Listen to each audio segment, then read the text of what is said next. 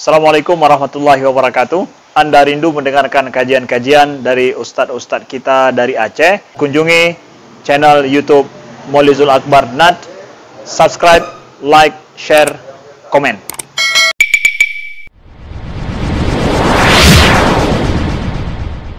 Assalamualaikum warahmatullahi wabarakatuh.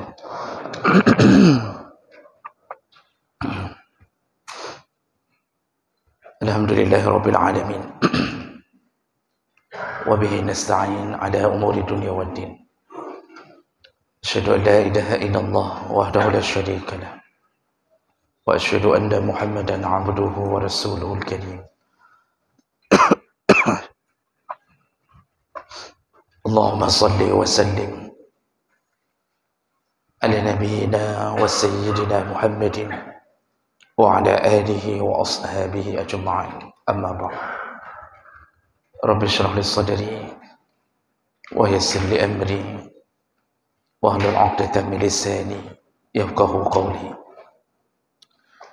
Segala puji bagi Allah, kemudian salawat dan salam kepada Rasulullah, pada keluarga dan seluruh sahabat-sahabatnya.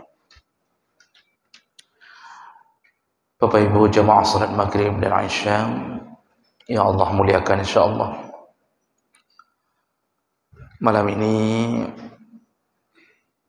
terakhir pembahasan kita seputar adab walimah. Kita sudah membahas dalam banyak pertemuan dan kita sedang membahas tentang perkara-perkara yang menyebabkan boleh tidak menghadiri walimah atau undangan orang lain.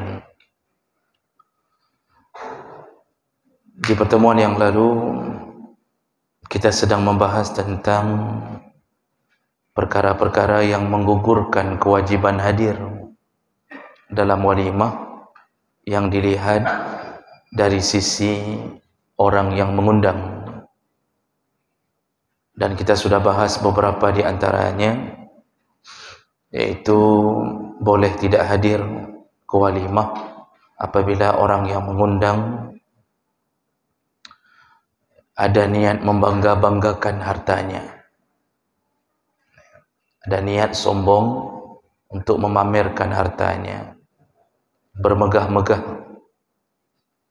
maka boleh tidak menghadiri walimah itu. Lalu yang terakhir, minggu yang lalu kita sudah membahas juga tentang perkara yang membolehkan tidak hadir walimah dari sisi orang yang diundang. Dan sudah beberapa perkara kita bahas, di antaranya boleh tidak hadir ke walimah apabila yang diundang belum baligh, tidak berakal. Jadi boleh tidak hadir kalau yang diundang belum baligh atau tidak berakal. Juga yang diundang bukan orang Islam, maka dia boleh tidak menghadiri undangan orang Islam. Jadi kalau ada orang Nasrani yang diundang, kalau dia tidak hadir, tidak mengapa. Karena tidak ada kewajiban orang kafir menghadiri undangan seorang Muslim. Dan yang terakhir yang sudah kita bahas, bahwa boleh tidak hadir ke walimah apabila orang yang diundang ada uzur atau ada halangan datang. Dan uzur itu standarnya adalah uzur yang membolehkan tidak hadir salat Jumat atau salat jamaah. Jadi boleh bagi orang yang seandainya dia dibolehkan tidak hadir salat Jumat, maka juga boleh tidak hadir di walimah orang. Contohnya sakit berat, atau di dalam perjalanan, atau cuaca yang buruk. Nah, ini boleh. Namun kalau tidak ada uzur, wajib hadir. Kalau tidak ada uzur, wajib hadir. Berdosa kalau diundang tidak hadir, dan itu terutama undangan walimah perkawinan. Kalau undangan selain perkawinan, hukum hadirnya sunnah. Boleh hadir, boleh tidak. Tapi menghadiri lebih baik. Ya. Baik, kita sambung. Tadi hanya sekedar mengingatkan ulang. Ya, jadi pelajaran demi pelajaran, kalau sering diingat-ingatkan, akan menjadi sesuatu yang bisa dilaksanakan. Baik, kita habiskan malam ini seputar masalah walimah. Kita sambung, yaitu perkara yang menyebabkan gugurnya kewajiban menghadiri walimah dari sisi orang yang diundang. Berikutnya adalah alla yasbiqu da'i ghairah. Boleh tidak hadir ke walimah apabila ada beberapa undangan yang beradu. Ya. Jadi kita diundang di hari yang sama, di jam yang sama, langsung datang beberapa undangan. Kalau undangan itu jauh, itu sudah pernah kita bahas dulu. Salah satu yang menyebabkan boleh tidak hadir karena jauh. Ini tidak masalah kalau jauh. Berarti ada penyebab enggak hadir karena jauh. Sekarang yang jadi masalah, kita diundang, datang undangan sekaligus, arti sekaligus, hari acaranya sekaligus. Ya, beberapa undangan, 3 sampai 4 undangan. Dan itu semuanya bisa terjangkau. Nah, bagaimana keadaan kita apabila mendapatkan masalah seperti ini? Karena hari ini ada orang yang berfikir atau mengambil kesimpulan, kalau beradunya beberapa undangan, maka dia akan memilih yang paling dekat untuk dia hadiri. Begitu cara orang mengambil kesimpulan. Nah, bolehkah mendatangi walimah, beberapa walimah yang mengundang, bolehkah kita mendatangi hanya dengan memilih yang paling dekat? Nah, jadi jemaah melakukan Allah, mari kita lihat pandangan dari orang-orang alim yang saleh dari 4 mazhab. Ya. Jadi disebutkan bahawa ittafaqal malikiyah wasyafi'iyah wal hanabilah, sepakat mazhab maliki, syafi'i dan hambali, ya, bahawa dibolehkan, ya, untuk tidak menghadiri walimah apabila yang mengundang ada beberapa undangan. Ya. Fa in ta'addadat ad-da'wah ka'an da'ahu rajulani wa lam yumkinul jam'u bainahuma.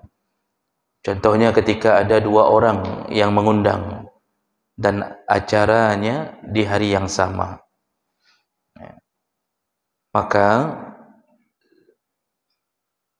kita tidak mungkin datang kedua-duanya. Nah, mungkin karena berlawanan arah, walaupun enggak jauh-jauh, tapi mungkin berlawanan arah. Satu mungkin di Belang Panjang, satu lagi ke arah Puntut, misalnya. Rumah kita di tengah. Jadi kalau kita mau datang ke sana dulu, sudah penuh perut di sana, ya. Kemudian harus datang lagi ke sana. Jadi arahnya berlawanan kadang-kadang di hari yang sama. Nah, di saat seperti itu, ada orang yang mencoba berlaku adil. Itu bagus kalau sanggup. Sana sebentar, di sana makan nasi saja. Pergi ke sana, baru makan dagingnya. Itu bagus kalau bisa begitu. Ya, jadi belah dih baju bu, belah dih beduk si. Dia ingin berlaku adil. Kalau bisa begitu boleh. Tapi saya rasa susah melakukan itu.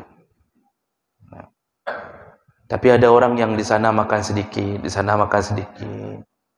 Jadi dia buat porsi-porsi di perutnya. Itu juga boleh. Kalau mampu, bagus. Hadiri dua-duanya. Sekarang masalahnya, rencana kita ingin menghadiri 3 undangan sekaligus. Di hari Ahad, undangan untuk kita. Begitu baru sampai ke tempat pertama, kita makan. Sudah penuh perut, berubah pikiran. Sang hanacan li, sang kayaknya nggak mungkin lagi ini pergi ke tempat kedua. Mata sudah mengantuk. Ya. Sudah mulai menguap berkali-kali. Apalagi agak-agak mumang sedikit. Kedang si kambing, naik kolesterol. Ya. Macam-macam bisa terjadi. Berdosakah kita tidak datang ke tempat kedua dan ketiga? Padahal hukum mendatangi walimah wajib. Nah, jadi Bapak Ibu yang Allah muliakan, jumhur ulama, yaitu Maliki, Hanafi, Syafi'i dan Hambali, itu mengatakan in lam yumkinul jam'u bainahuma, kalau tidak mungkin mendatangi kedua-duanya atau beberapa undangan, maka lihatlah man sabaqa min ahadihima al-akhar ajaba as-sabiq. Nah, di sini diberi solusi. Kalau tidak mungkin datang kedua-duanya atau ketiga-tiganya, maka yang diseleksi bukan tempat yang paling dekat. Tadi seperti kita bilang, ada orang mengatakan, nyo leboh undangan. Alah dajak yang paling rap mentang. Kita datangi yang paling dekat saja. Agar kita lepas tanggungjawab kita sama Allah. Nah, lalu dia memilih yang paling dekat. Ternyata tidak begitu. Yang diseleksi adalah siapa yang lebih dahulu memberikan undangan. Nah, siapa yang lebih duluan undangan datang. Ajaba as-sabiq. Maka wajib dia mendatangi yang duluan datang undangannya. Ya. Tapi nanti timbul masalah lagi, dia nggak teringat lagi dari 3 undangan di rumahnya.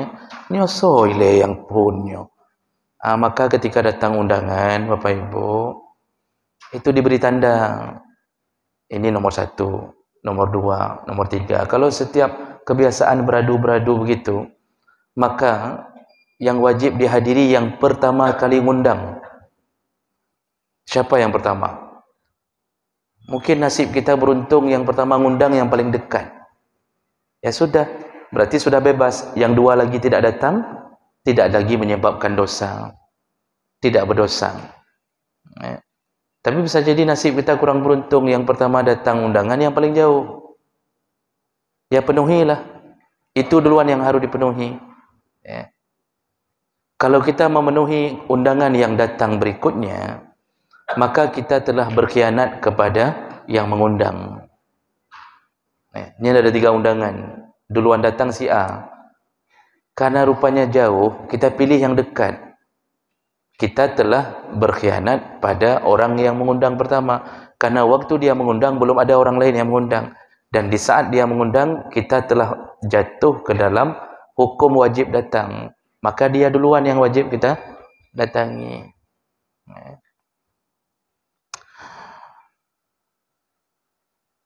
Lianna ijabatahu wajabat hina da'ahu falam yazalil wujub bidu'a itsani. Karena jatuh hukum wajib ketika datang undangan yang pertama dan tidak lagi menjadi wajib ketika datang undangan yang kedua. Nah, maksudnya di antara yang beradu ini kan wajib pertama kita kepada yang undang pertama. Nah, jadi wajib menghadiri bukan yang paling dekat, tetapi yang duluan mengundang. Jadi bagaimana dengan yang lain? Ada 3 sampai 4 undangan lagi. Tidak mengapa lagi kalau tidak hadir seandainya benar-benar tidak mampu.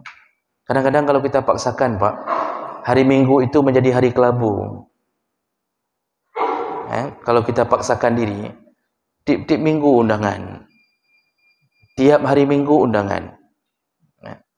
Itu sampai 4-5 undangan. Setiap minggu keadaan kita begitu.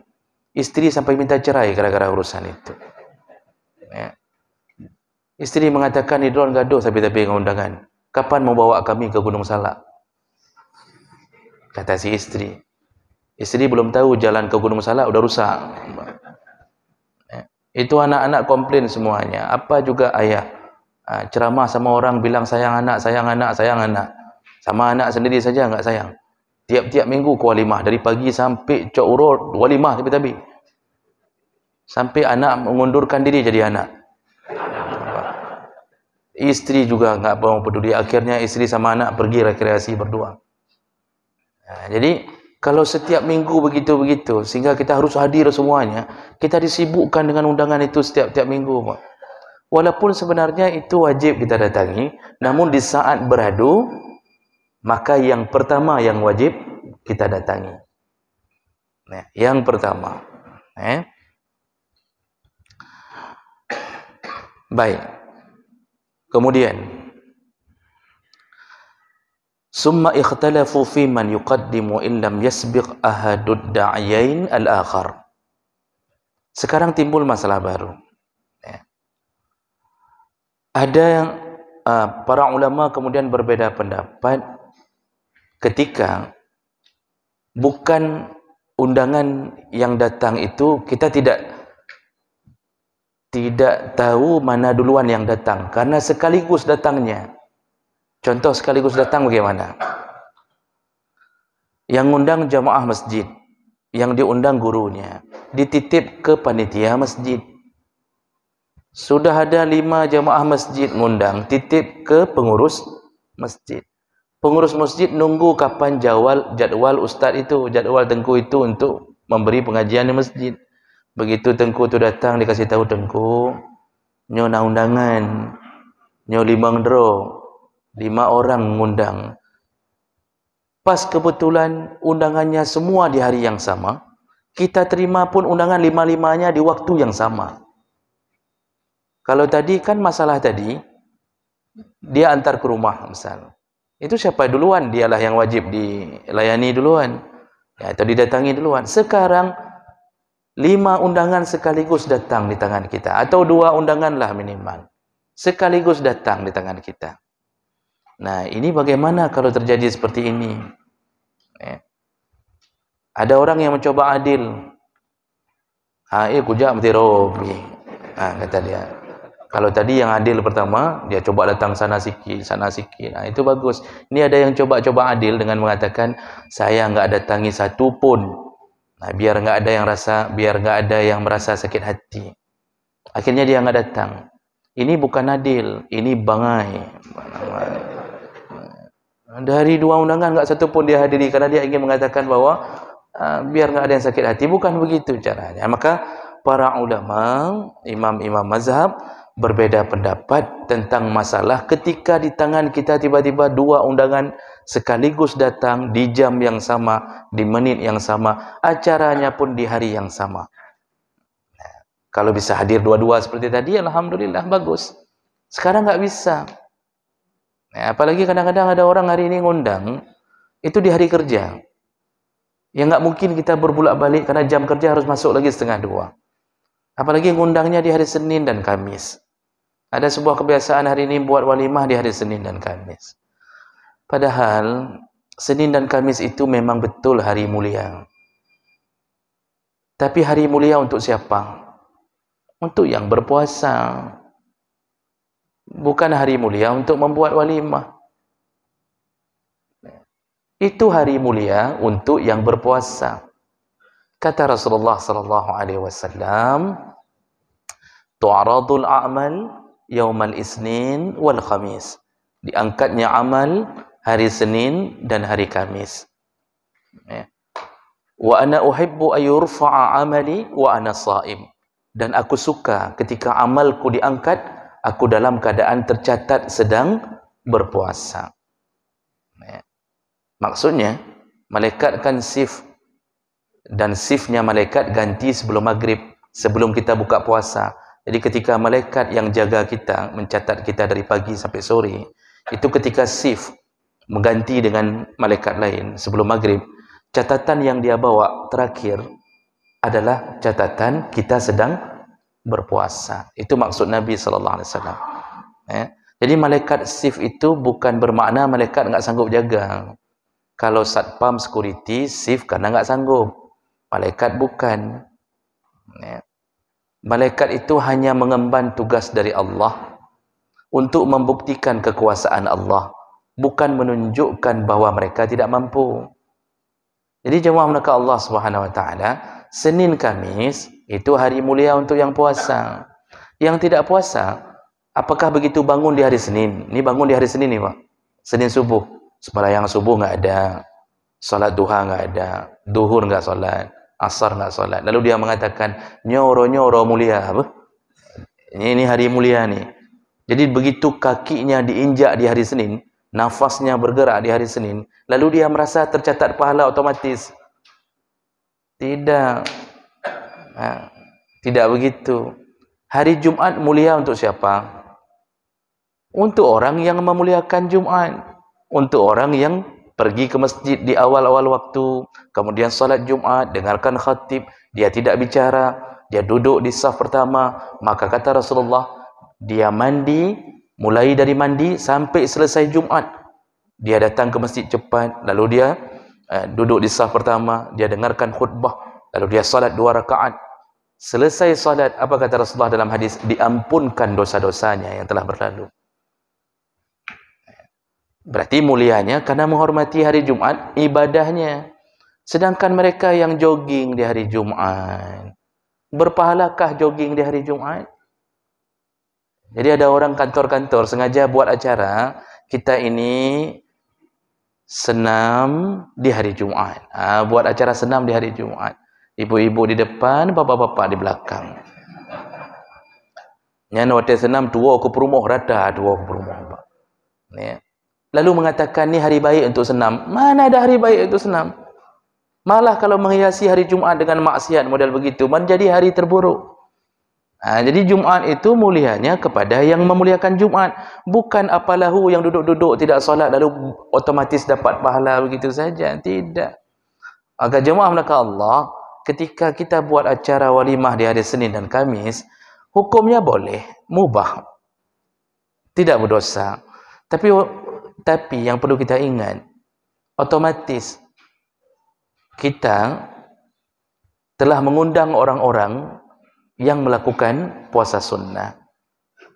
Kalau tiap Senin Kamis ada undangan, orang puasa sunnah ni, walaupun dalam hukum kita pernah kasih tahu bahawa dibolehkan membatalkan puasa ketika ada undangan walimah. Kalau dia lihat sahibul hajah atau pemilik walimah merasa tersinggung, kurang senang dengan kita puasa, maka disuruh berbuka itu lebih baik. Tapi kalau seandainya kita lihat pemilik walimah biasa-biasa saja, dia tanya, "Bapa enggak makan?" "Anak apa jubu?" "Kali nak kaudi," katanya. Kita bilang tengah dalam puasa. Malah dia senang. Alhamdulillah. Anak ta'ala habis burung. Dia senang, Pak. Apakah kita juga harus berbuka puasa? Enggak. Allah mengatakan, "Wala tubtilu a'malakum." Jangan batalkan amal yang sedang kau lakukan. Walaupun enggak berdosa kalau membatalkan, tapi pilihannya sambung lebih baik kalau pemilik walimah tidak tersinggung. Karena kita diundang walimah, datang yang disuruh, bukan makan. Jadi kalau bisa, jangan buat walimah di hari Senin dan Kamis. Jadi jangan salah faham tentang masalah seakan-akan ada kemuliaan buat di hari Senin. Malah kita hari itu hari makan-makan berarti. Sedangkan Nabi suruh berpuasa. Jadi Bapak Ibu yang Allah muliakan, buatlah di hari yang lain. Apakah hari Sabtu atau hari Ahad. Buatlah hari-hari orang bisa datang. Jadi jemaah maka Allah, kita kembali. Sekarang datangnya bersamaan. Kalau datangnya bersamaan, bagaimana sikap kita? Faqala al-Malikiyah wa Syafi'iyah. Berkatalah mazhab Maliki dan Syafi'i. Inna ad-da'iyain. Kalau ada dua yang mengundang. Ini istawaya fi da'wah. Kalau sama-sama, sama datang undangannya, sama acaranya. Bagaimana cara menseleksi untuk yang kita dulu, siapa yang kita dahulukan? Maka mazhab Malik dan Syafi'i mengatakan, utamakan dulu zu ar-rahmi. Utamakan dulu yang punya hubungan rahim. Rupanya di antara dua undangan ni, satunya yang undang adalah Pak Awa kita dari nenek keempat, berarti masih punya hubungan saudara. Yang satu lagi ada juga, tapi dari Siti Hawa, berarti lebih dekat dari Pak Awa sebelah sini. Maka pilihannya, kalau ada di antara dua undangan yang sama, pilihannya pilih dulu yang punya hubungan rahim. Siapa yang punya hubungan saudara? Di mana-mana tetap yang punya hubungan rahim dinomorsatukan. Dalam urusan sedekah, siapa dulu yang kita bantu? Anak orang miskin tetangga kita atau anak orang miskin tapi keponakan kita? Yang duluan adalah keponakan yang miskin. Ya, keponakan yang miskin. Tetap yang punya hubungan rahim diutamakan. Kenapa? Sedekah kepada yang tidak punya hubungan rahim hanya dapat pahala sedekah. Sedekah kepada yang punya hubungan rahim dapat dua pahala. Pahala sedekah dan pahala menyambung silaturahim. Ini gara-gara kita sambung, gara-gara kita kasih sedekah kepada keponakan, semua mereka satu keluarga baik dengan kita. Ya. Anak-anak mereka, anak-anak adik kita, semuanya baik dengan kita. Ya. Jadi kalau datang undangan juga begitu. Kalau yang salah satunya ada yang punya hubungan saudara dengan kita, utamakan yang punya hubungan saudara. Jadi yang satu lagi, boleh tidak datang. Boleh tidak datang, tidak berdosa lagi. Fa in istawaya, kalau masih sama, yang ngundang rupanya sama-sama punya hubungan rahim. Yang ngundang sama-sama punya hubungan rahim. Satu dari Pak Awa yang dari nenek keempat, yang satu tadi rupanya dari sepupu kita. Jadi Bapak Ibu yang Allah muliakan, kalau sudah sama juga, maka yang dipilih berikutnya adalah fa aqrabuhuma rahman. Datangilah yang paling dekat rahimnya denganmu. Yang mana yang paling dekat? Berarti kalau tadi dari nenek keempat, yang ini dari lebih dekat lagi, pilih yang lebih dekat. Datangi yang sini. Yang sana tinggal WA saja, laki maaf. Hana mungkin le kamu ajak, perut ka penuh dan. Jadi enggak ada apa-apa lagi tu, enggak berdosa lagi kalau enggak datang yang sebelah sana. Fa inistawaya, ternyata dua-duanya dekat. Sama-sama dekat, sama-sama hubungan rahimnya dekat. Yang satu ngundang dari sepupu sebelah mama, satu ngundang dari sepupu sebelah bapa contohnya. Jadi kedudukannya sama, sama-sama saudara dekat. Maka yang harus kita pilih untuk kita datangi adalah fa aqrabuhuma daran. Maka pilihlah mana rumah yang paling dekat. Jadi misal saudara kita satu ngundang di Biren, yang satu ngundang di Sigli. Mana lebih dekat Biren dengan Sigli?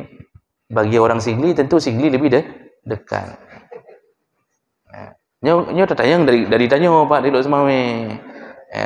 Jadi tentu Biren lebih dekat, maka datangi yang di Biren. Enggak sanggup lagi sambung ke Sigli, ya enggak apa-apa. Yang penting salah satunya sudah kita datangi. Ini kalau sama-sama punya hubungan kerabat yang sama-sama dekat. Fa inistawaya, ternyata rumahnya sama-sama dekat. Cuma beda kampung, sama-sama di Biren. Cuma beda kampung saja. Ini yang mana kita datangi ini? Kalau kita bisa wait dua-duanya, kita satu ke sini, satu ke sana, itu tadi enggak ada masalah. Sekarang enggak mungkin lagi kita pergi kedua-duanya, misal. Mungkin karena waktu kita harus masuk kantor lagi, harus kejar masuk kantor, kan wajib. Orang yang beradu dengan kewajiban mencari rezeki di tempat tertentu, itu menyebabkan dia harus mengutamakan tempat dia bekerja, karena dia disewa jasanya oleh orang itu. Sedangkan datangi walimah, itu bukan urusan berhubungan dengan tanggung jawab. Tapi kalau kerja, itu hubungannya dengan tanggung jawab. Di situ halalnya gaji. Jadi kita harus masuk lagi kantor nih. Nggak bisa kita datangi dua-duanya.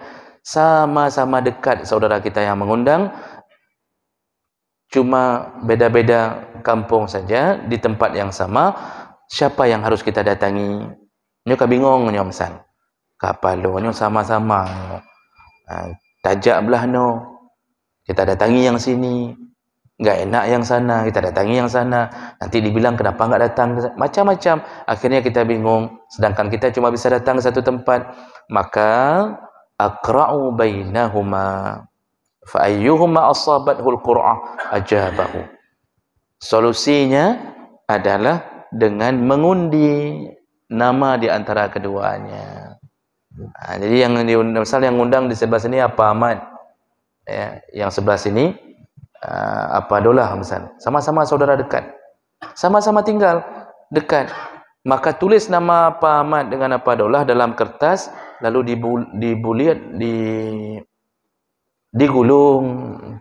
digulung, masukkan ke dalam gelas, lalu dikocok-kocok, panggil istri, ambil, angkat. Begitu keluar, nama bupati yang keluar. Ini aneh juga nih, ini ada terjadi sesuatu nih.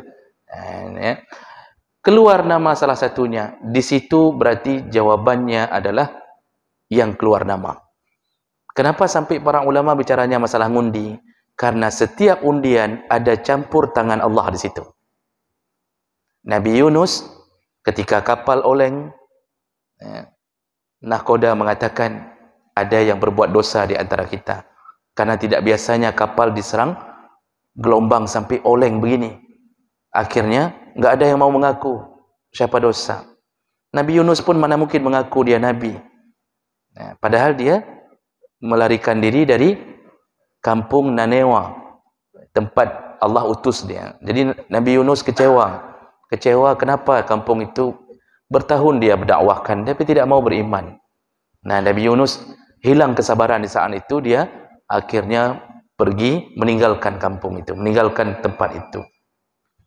Padahal kejadiannya, kalau baca tafsir tentang Nabi Yunus, Pak, begitu Nabi Yunus pergi, itu orang-orang kampung Nanewa kehilangan Nabi Yunus. Di situ mereka mulai menyesali dosa-dosa mereka selama ini kepada Nabi Yunus, dan azab sudah mulai nampak. Ya. Jadi langit mulai menghitam. Kampung tersebut begitu takutnya, karena Nabi Yunus pernah mengatakan tentang azab kalau tidak mau ikut. Karena takutnya mereka berkumpul, lalu mereka taubat di belakang Nabi Yunus. Nabi Yunus sudah berada di tengah laut. WA nggak ada, Facebook tidak ada, nggak bisa dihubungi lagi oleh orang kampung. Di situ Allah marah kepada Nabi Yunus.